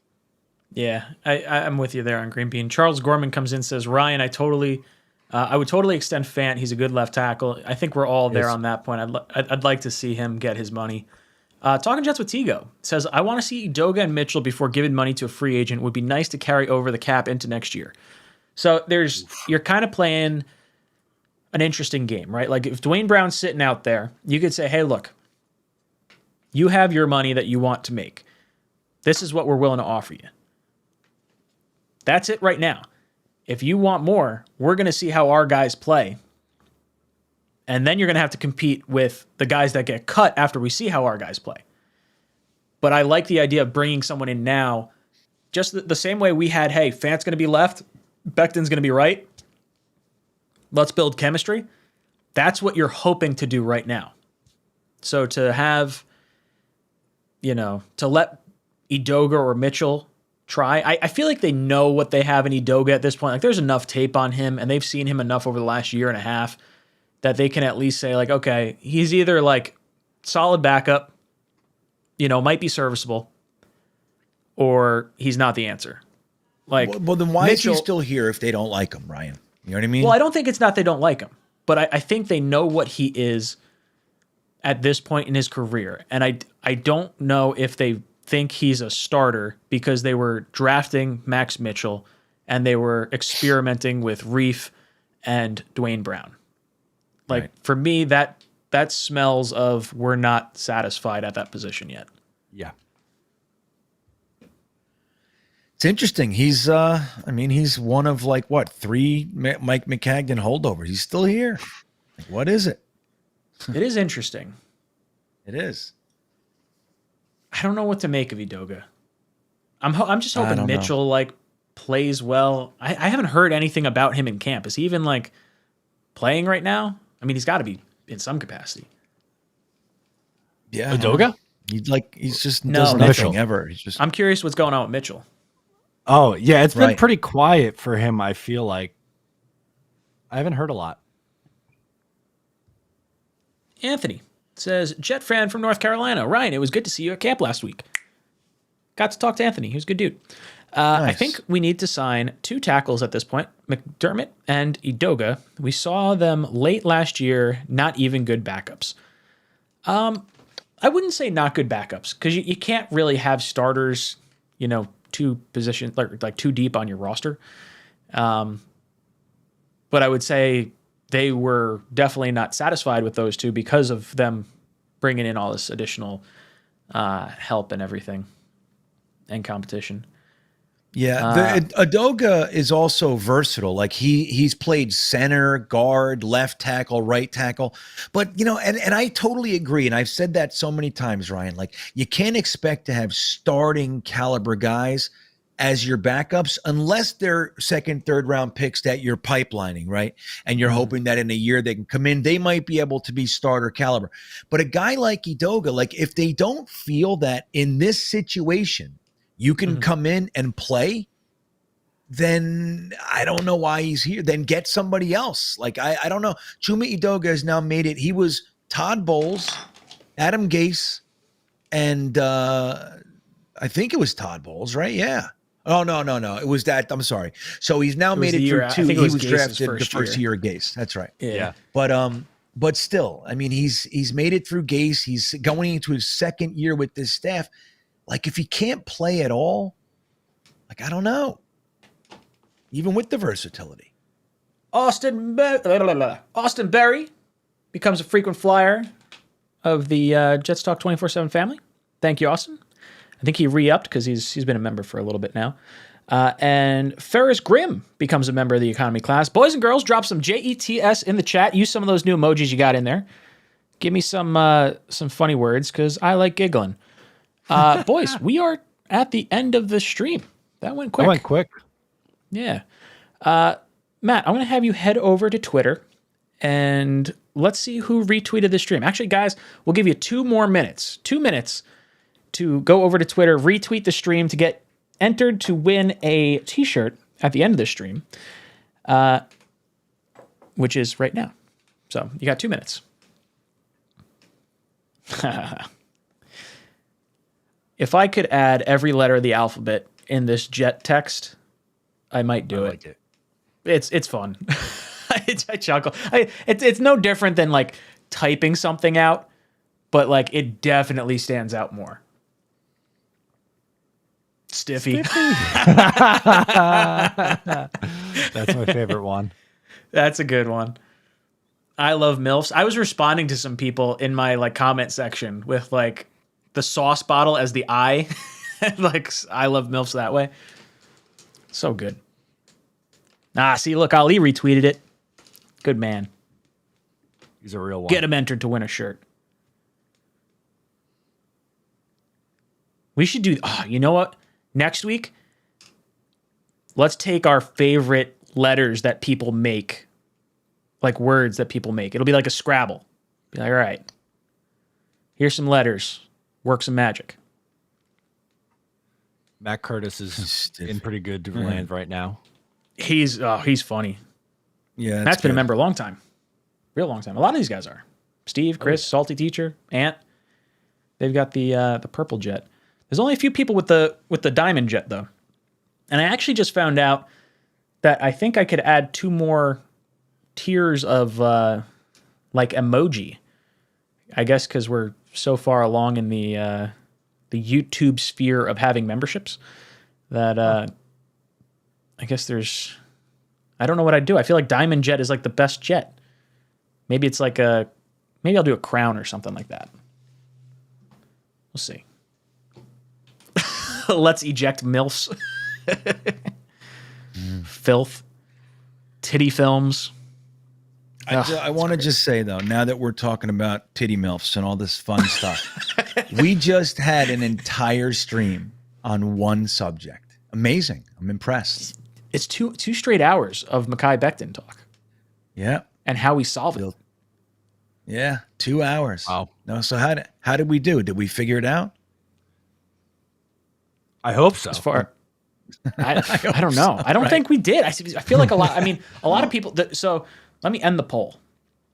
On the poll, we had 780 votes, 5% internal, 28% say trade, 60% say free agent, 7% said draft. Man.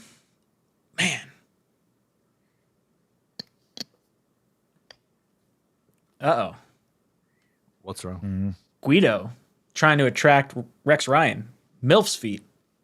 What? Oof. Yeah. Nice. Rex is here. He's like, yeah, where? Oh, God. All right, Matt. You got some names listed down over there? Let's see what we got. How many do you need? Let's go. How many are there? I don't even know how many people retweeted. How many retweets? We got 30. All right. Let's go. I don't know. You want to pick 10 from there? Sound good? Sure. All right. First one is Fear is Grim. Green Bean, you want to write these down or you want me to do it? You can do it. Oh, I got a sheet. I got a sheet paper. You got it? Oh. You got it. Yeah, I got it. All right, hold on. Yeah, I got this shit, man. Fear is Grim. How many are you doing here? We're going to do 10. All right. Plus Austin Berry. Austin Berry. Right, I'll put him in there. All right. Okay. We got Timmy Lamb Jones. Oh, yeah, I saw him. I saw him out and about. There you go. It's a good one. We got, let's see who else we got in here. I'm trying to scroll around, mix them up. Grateful 76. Grateful 76. I got it. He's apparently a Dogecoin investor, so he might need it. Yeah. Crypto's We're all down not right doing now. well. Time to get in. Crypto's having a hard time. Time to get in. That's right. Marcus Matters. Okay. Stud City 718. There he is. Love There's it. Stud City. Stud City's good. He's always helping us out. Throwing a Right, retweet. Good name. Yeah. Shawnee Darts. How you spelling Shawnee? W-N-N-Y? Seany. Oh, wow. We got the Irish way. Shawnee Darts. All right. Mark T. MILF smiles.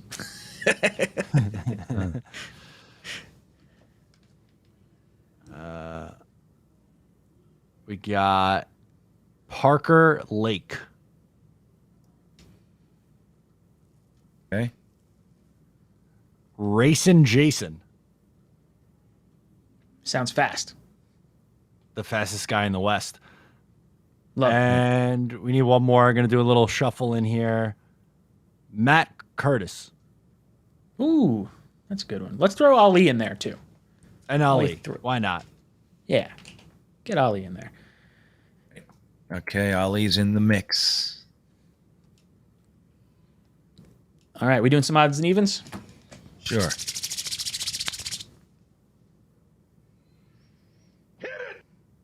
3, 2, 1. That's an even 6.